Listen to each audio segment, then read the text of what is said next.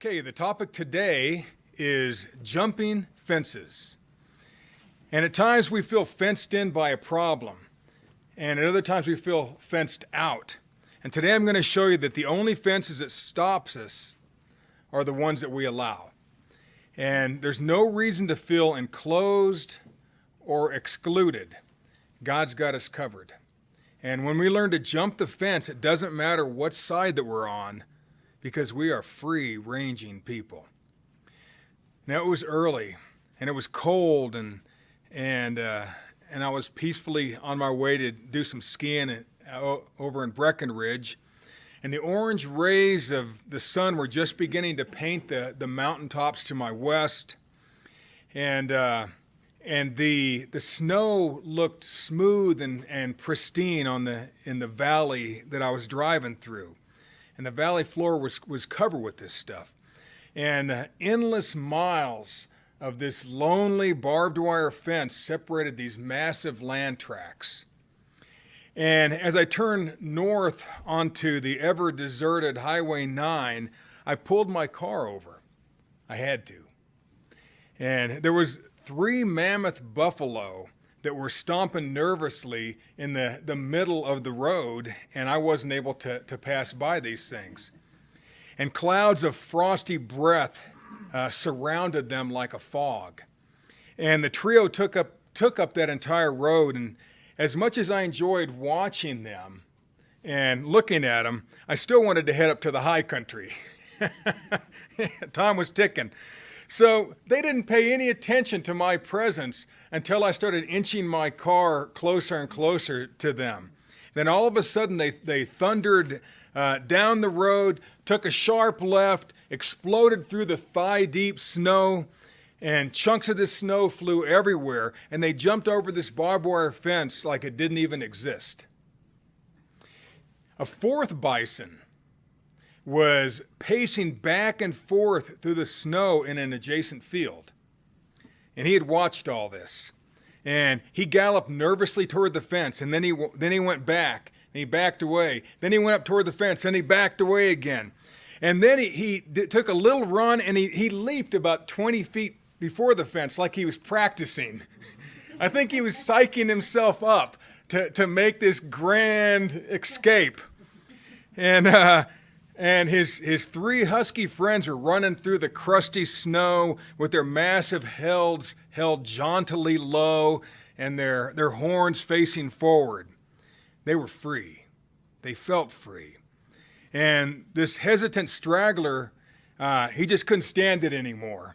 And he realized that if he was going to taste sweet freedom, he was going to have to clear that fence. So he put his head down, started running, hunks of snow littered the air, his massive hooves cleared the fence, and the barbed wire just snagged a few of his belly hairs as he cleared that thing. And to me it seemed like slow motion. I can still picture it in my mind. And I could feel his power through the floorboards as his hooves pounded across the road. He picked up speed, followed the same path as his buddies, and he leaped over that next fence like it didn't exist. The fear of the fence no longer contained those 4 free buffalo. I'm sure they would be a menace to the rancher. Now they knew. The lesson here is that we are each and all designed to be totally free people. And that's how God set things up for this thing we call life. And the only things that slow us down are the fences that we've allowed to separate us from our promised freedom. In the following record, we're going to see 2 sides of the fence.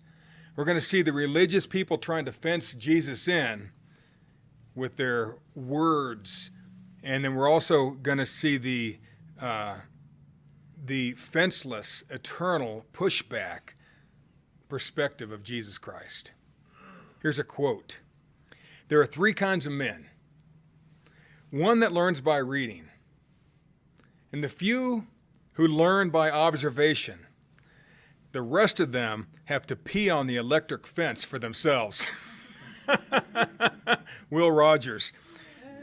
See, Jesus doesn't allow himself to get incarcerated by the prison of negative words. Jesus didn't need to pee on the electric fence.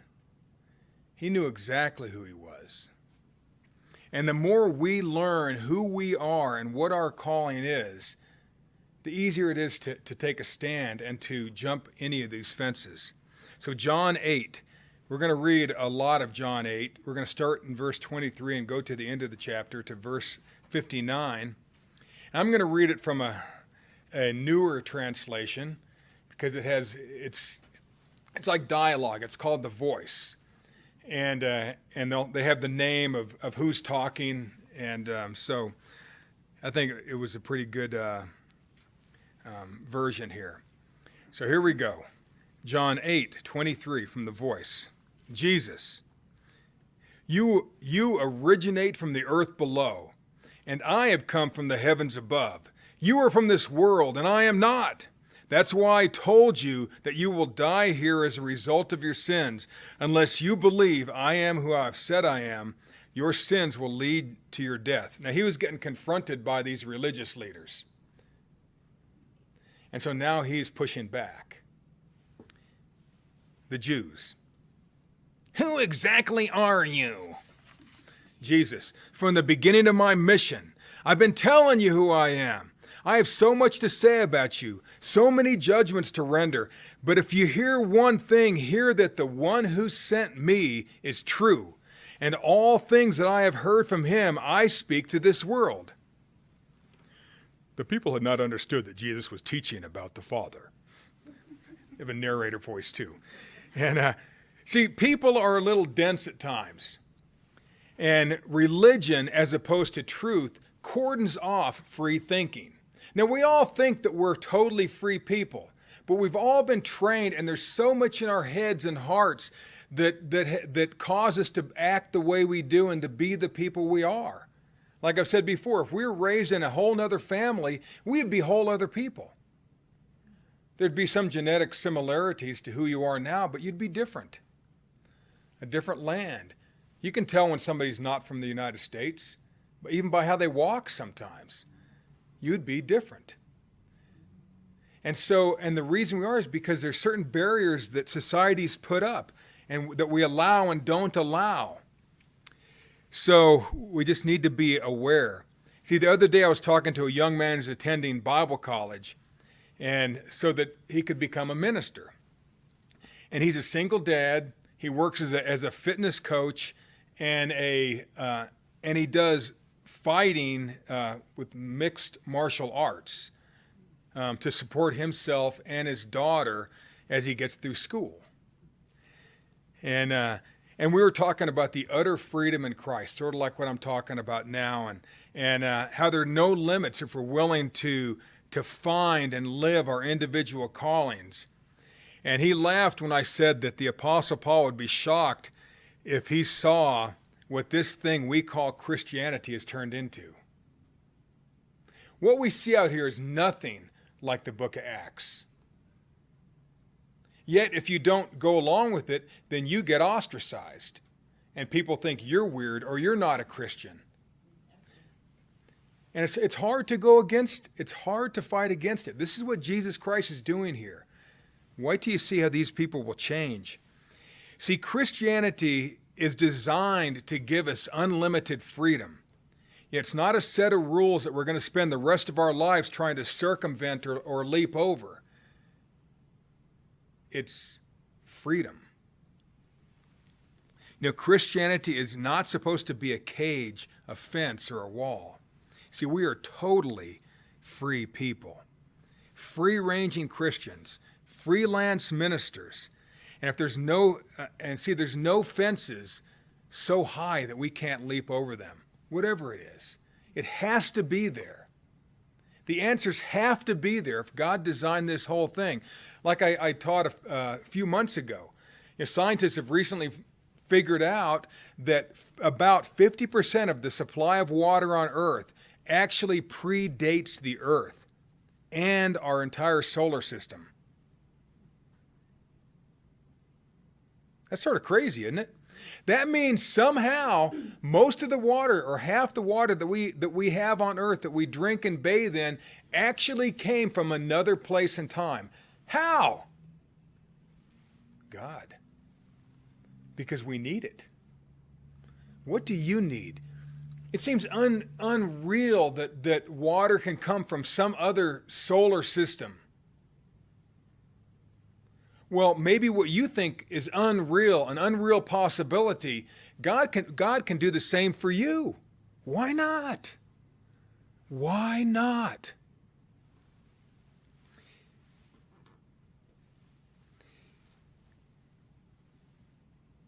The fences to us will be like they're not even there once you get used to it. I remember when I was a kid, I used to practice jumping fences. And I didn't just leap over them, but you'd put your hand on it and swing over one way, and I could just run through backyards as fast as I could run, which wasn't very fast. And I did this for a reason, which I won't talk about. But it was fun. I practiced leaping the fences, and I can still do it. And it's just funny because it sort of sticks with you once you can do it. And so here we go, verse 28, Jesus. Whenever the day comes and you lift up the Son of Man, then you will know that I am He. It will be clear then that I am not acting alone, but that I am speaking the things that I've learned directly from the Father. The one who sent me is with me. He has not abandoned me because I always do what pleases Him. As Jesus was speaking, many in the crowd believed in Him. Narrator. See, Jesus knew exactly who He was, and people loved Him for that. They loved that about Him. Don't you like it when somebody's just pure and honest and shoots straight? It's so fresh and unusual. Even though many believe, they cannot imagine what He means about lifting up the Son of Man. Jesus, to the new Jewish believers. If you hear my voice and abide in my word, you are truly my disciples. You will know the truth, and that truth will give you freedom. The Jewish believers. We are Abraham's children, and we have never been enslaved to anyone. How can you say to us, you will set us free? Jesus, I tell you the truth. Everyone who commits sin surrenders his freedom to sin. He's a slave to sin's power. Even a household slave does not live in the home like a member of the family, but a son belongs there forever. So think of it this way.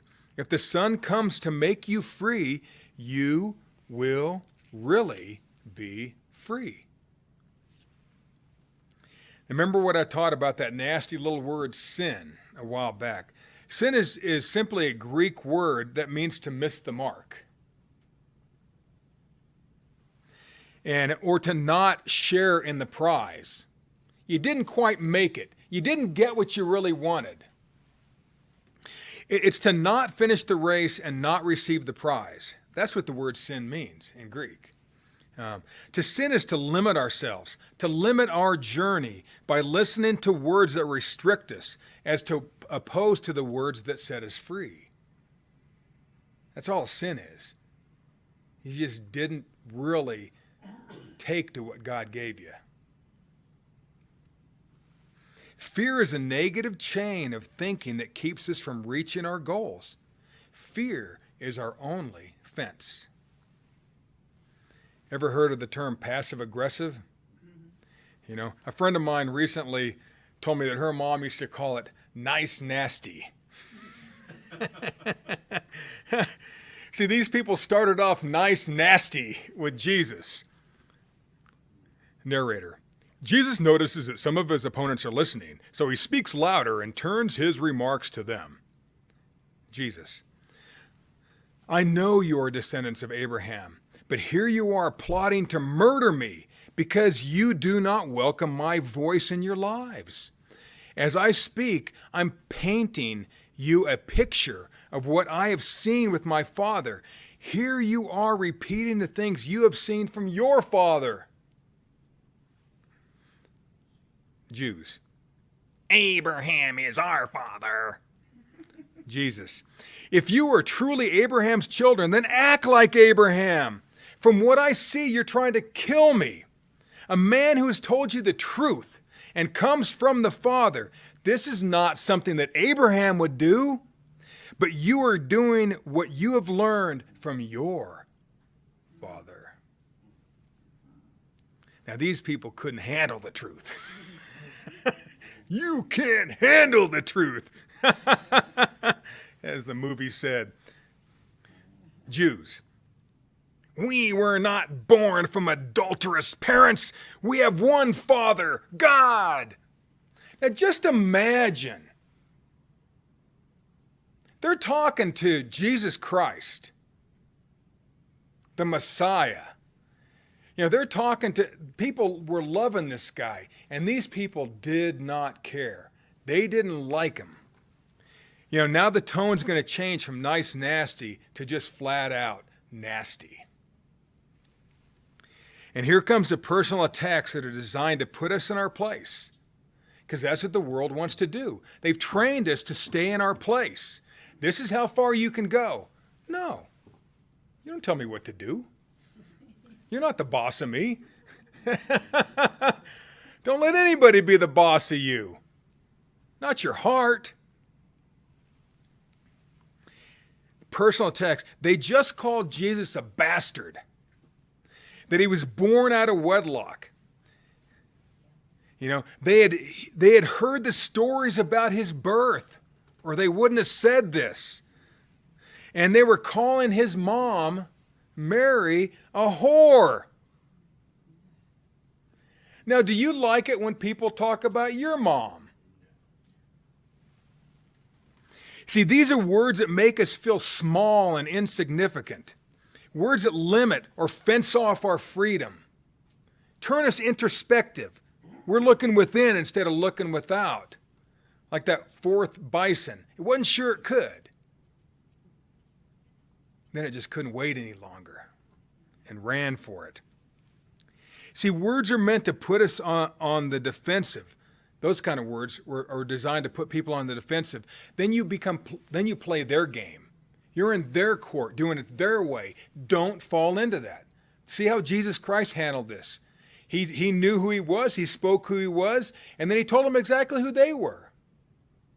And basically where they can go. We'll get to that. You know, after the massive concrete Berlin Wall was demolished that separated the socialist East Germans from the free-thinking West Germans, the Germans still said that there was a wall that remained in their minds.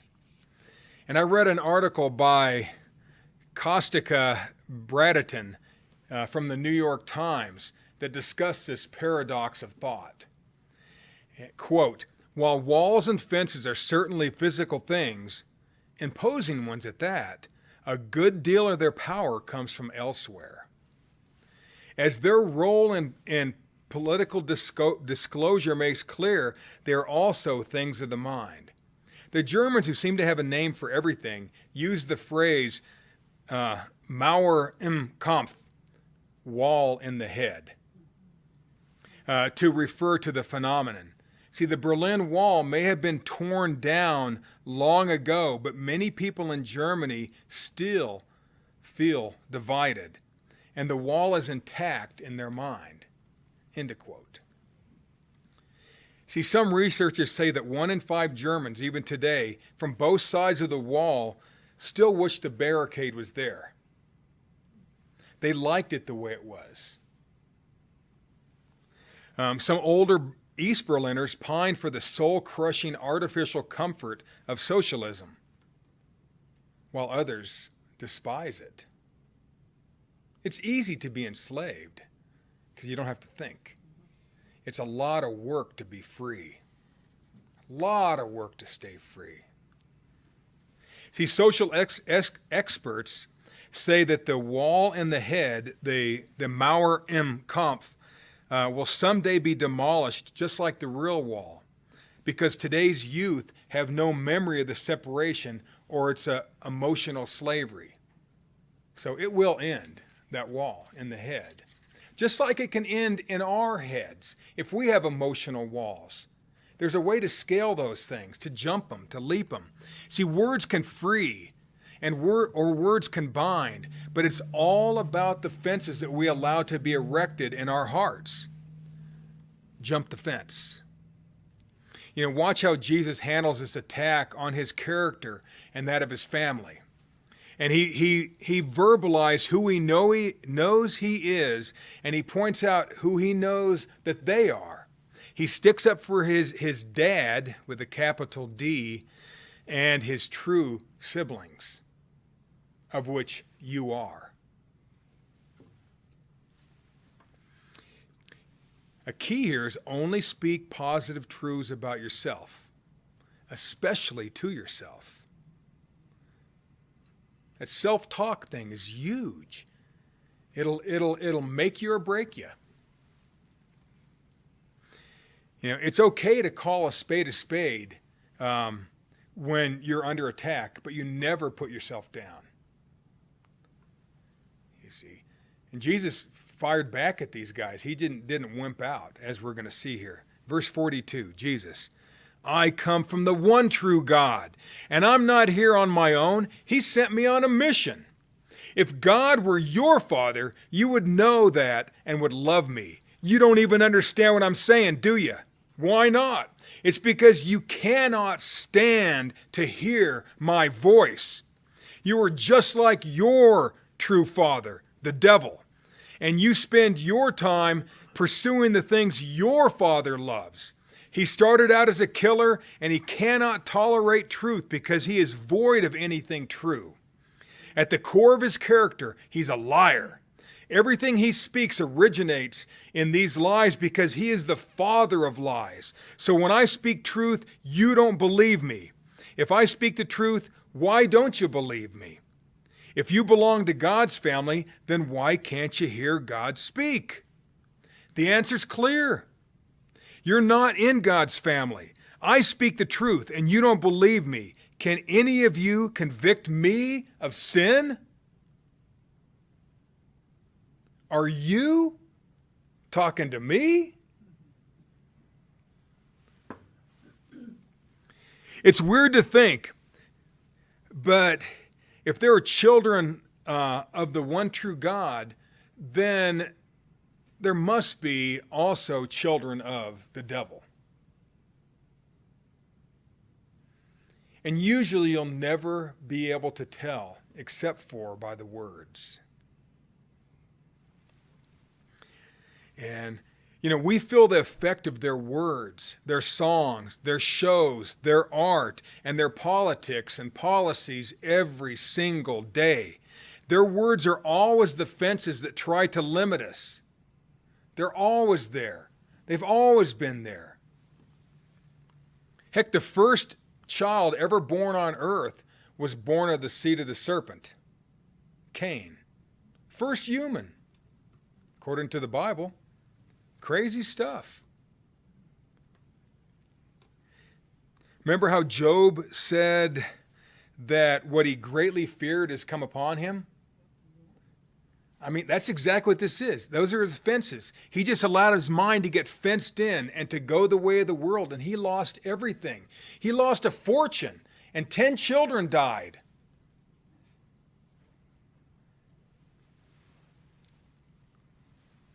You know, their words are always the fences that will try to limit us. We have to be able to detect it. Be concerned what you listen to. If you're watching shows that disturb you, stop watching the stupid shows. You know what I'm saying? I mean, why put images and stuff into your head that you really don't want there? You're just allowing fences to get erected. And once something's in your mind, does it ever really ever leave? No, it's there.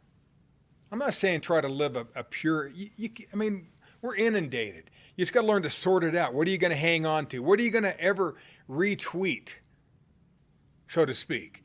What are you going to just pass on? Only pass on the good. Only pass on the truth. Only shoot straight. I've used this example many, many times, but Josephine and I had a guy who lived with us who he was in his early 50s, and he told me 3 times over the course of this year or so he lived with us that he said my aunts, my sisters, and my mother told me my entire childhood that every male in our family dies before they're 55. And I would always say, good thing you know the word. And he moved somewhere else, and wouldn't you know it, but he passed away when he was 54. He believed the words of his mother, his sisters, and his aunts more than he believed the words of God. By his stripes ye were healed. You know, it's a hard one. But I mean, it's, you know, how many men in that family have the words of those women killed? All of them. Every male in their family died before they're 55. You know, be careful what you say to yourself and the fences that you allow to erect. Now, to flip that thing on its back like a turtle. Now, I think if you can choose the year of your death, you can choose the year of your life. I mean, what's the difference? What I greatly believed has come upon me instead of what I greatly feared, right? I mean, just flip it around. Leap that fence. Now, I know we all have difficult situations at times and we're getting through different things, but this is the truth. And we just got to try to work our minds to believe this. See, if everything we'll ever need has already been supplied, everything, then what's keeping us from our prize? Whatever that prize is. Folks, it's the faint images of fear that fence us in.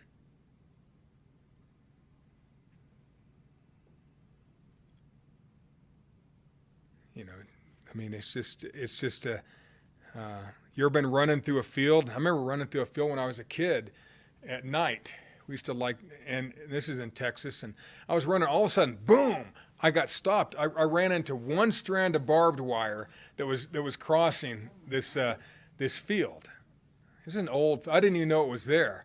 And it flipped me and put a couple of holes in my chest, you know.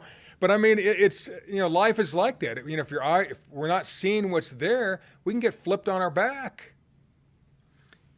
Quote, fear is the highest fence. Dudley Nicholas, he's an American screenwriter. See, now they're going to go for Jesus' jugular. Like I said, no more nice, nasty. This is just flat out wicked. The Jews. We were right when we called you a demon-possessed Samaritan. Now, they just called the Son of God a devil-possessed Samaritan. Now, devil-possessed, we understand. You see people walking around town eating paper and doing crazy stuff, you know. I mean, you get some of that. But the Samaritan needs to be explained a little bit. Now, some of you know, but the Jews hated the Samaritans. And these Samaritans were actually Judeans, but they hated them. And this is just Samaria is one area. It's not just a city. Samaria is a whole area.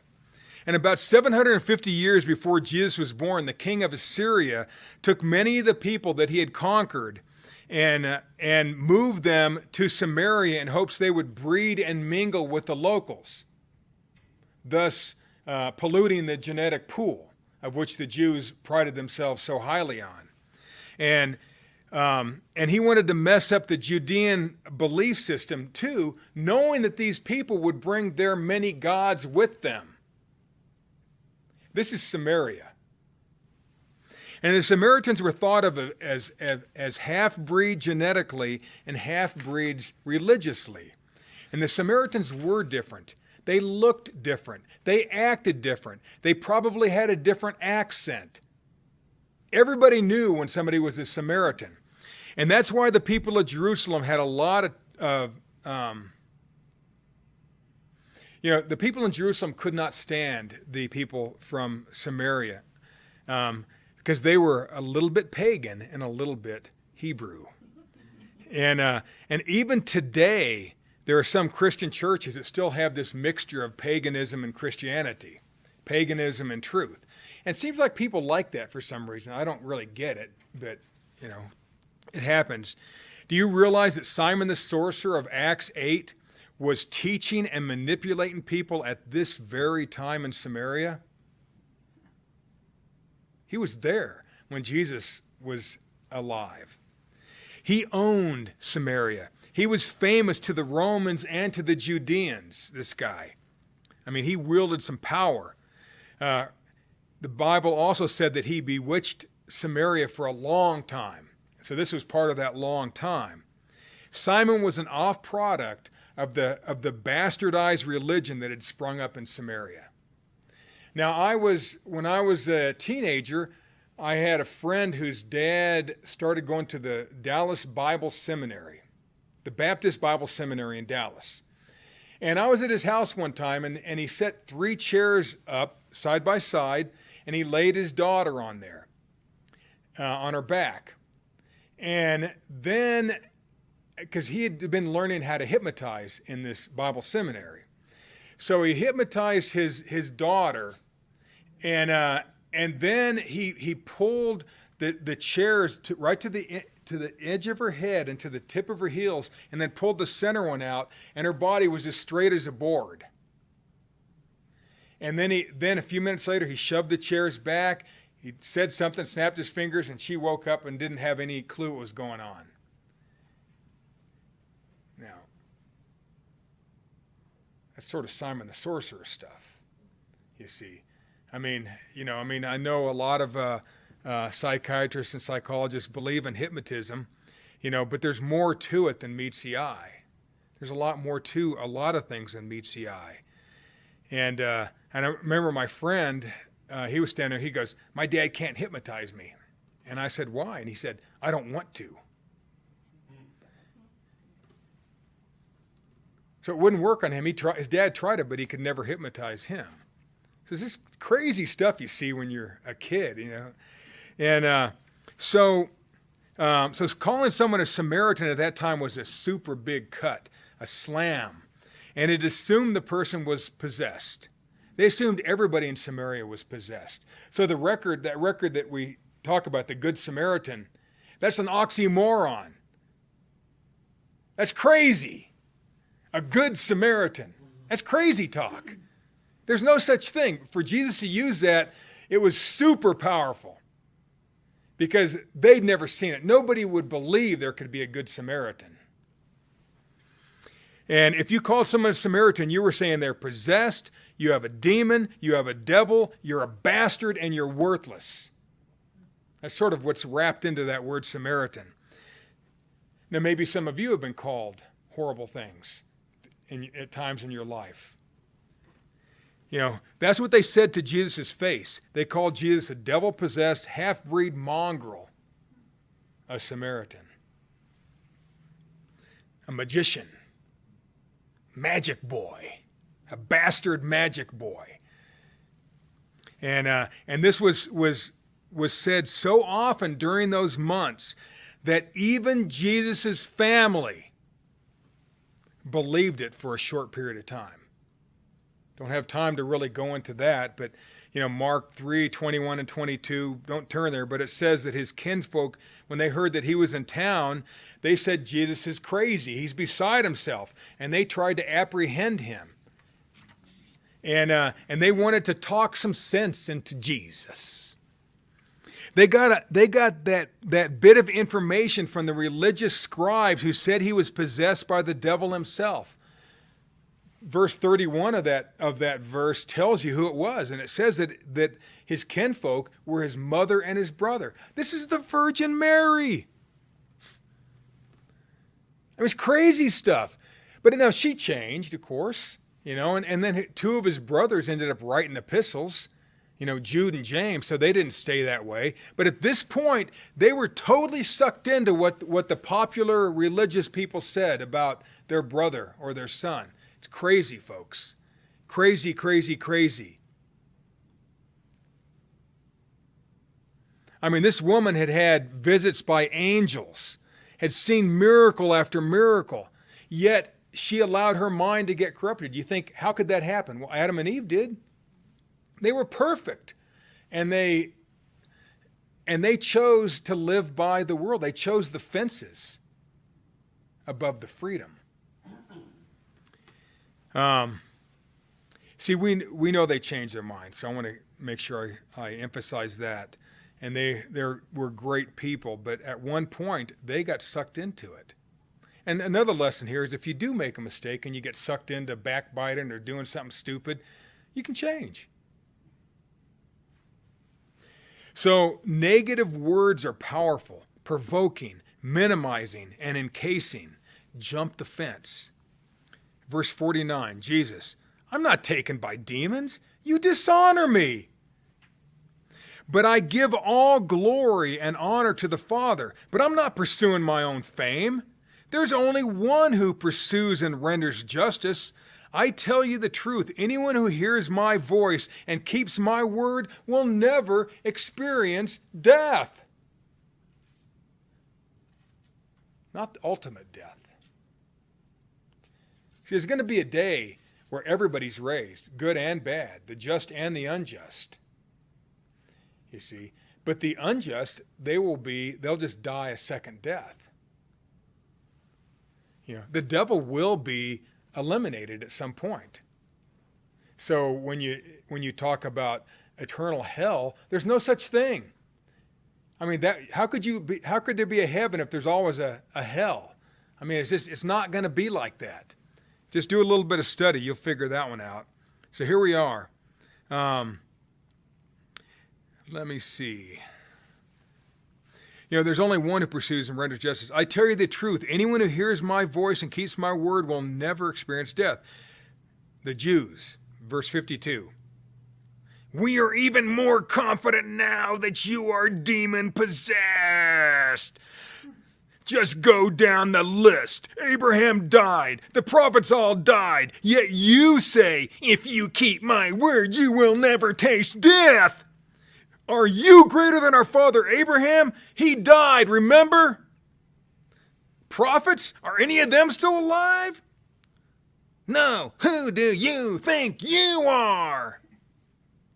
See, they were actually trying to convince Jesus and the people around him in the crowd that he was useless, that he was out of his mind and out of his element. You don't belong here, Jesus. You don't know what you're talking about. Ever had people do that to you? Jump the fence. Jump that fence. Here's a joke. An old rancher's talking about politics with a young man from the city, and he compares a politician to a post turtle. And the young man doesn't understand the analogy and asks him, what's a post turtle? The old man says, when you're driving down a country road and you see a fence post with a turtle balanced on top, that's a post turtle. He didn't get up there by himself, and he doesn't belong there. He can't get anything done while he's up there, and you just want to help that poor dumb thing down. See, Jesus easily leapt over each nasty fence they're erecting. Jesus is no post turtle. And he knew he was not a post turtle. He was not useless and out of place. Jesus, if I were trying to make myself somebody important, it would be a waste of time. That kind of fame is worth nothing. It's the Father who's behind me, urging me on, giving me praise. You say, He's our God. But you are not in relationship with him. I know him intimately. Even if I'd said anything other than the truth, I would be a liar, like you. I know him, and I do as he says. Your father Abraham anticipated the time when I would come, and he celebrated my coming. Jews, you're not even 50 years old, yet you have seen and talked with Abraham? Jesus, I tell you the truth, I am before Abraham was born. The people picked up stones to hurl at him, but Jesus slipped out of the temple. Their murderous rage would have to wait. That was all those people could stand. Now they didn't know what to do with their pent-up fury. Remember, their father is a murderer. You know, who is this Jesus guy to talk to us like that? You know, he should have caved. Everybody else does. There's people who just are shocked when you don't buy into their idea or buy their product. They're shocked.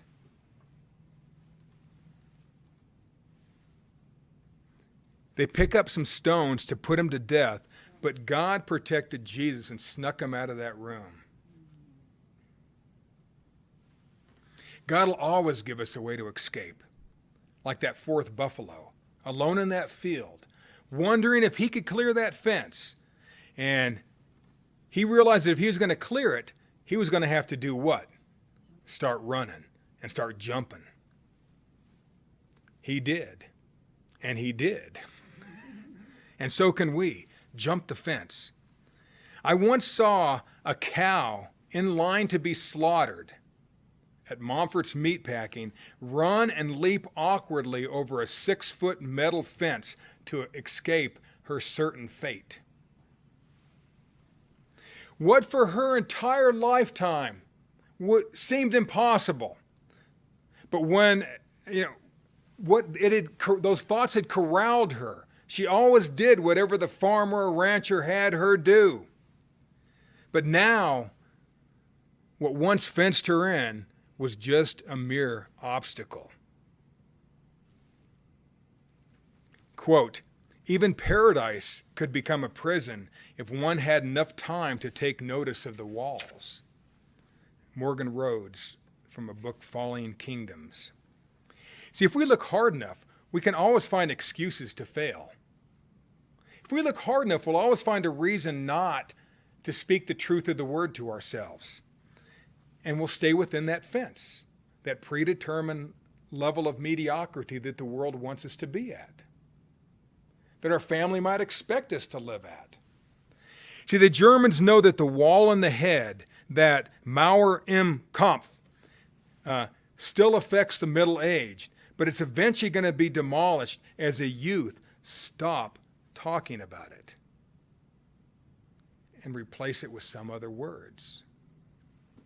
The only fences that can stop us are the ones that we allow. See, God's got us covered with a way to escape. We are free-ranging people. God made a way when there is no other way. God makes a way when there is no other way. A fence is designed to keep others out or to keep someone in. When we feel shut in or shut out, let's pick up the pace, lift up our legs, and jump the fence. God bless.